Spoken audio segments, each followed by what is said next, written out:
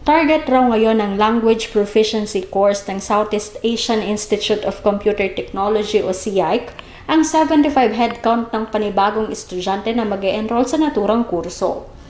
Upang mas maging komprehensibo pa at tsansang trabaho agad sa mga enrollee, ay nakipag-ugnayan ito sa isang BPO company sa Kamsur.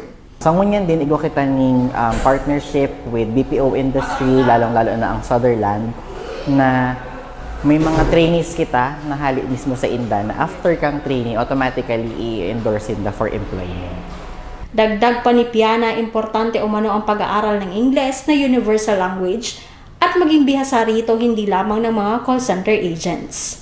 Actually, importante siya bako lang para sa call center agent, bako lang para sa BPO. Kasi aram taman na ang English, universal language siya. So sa dawa anong disiplina, sa dawa anong profesyon, ginagamit ang pakikipag-communicate. So, importante na kung ang sarong tao na gusto maging competent sa trabaho, nag-undergo ng English language or dawa anong language training.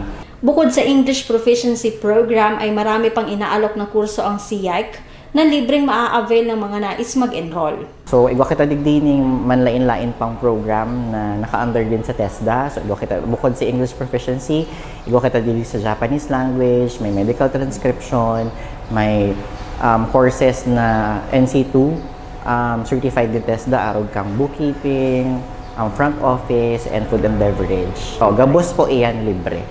Oras na makompleto na ang target enrollees ay sisimulan na ang training ngayong darating na April 23, 2025. Marge Serico, CSN.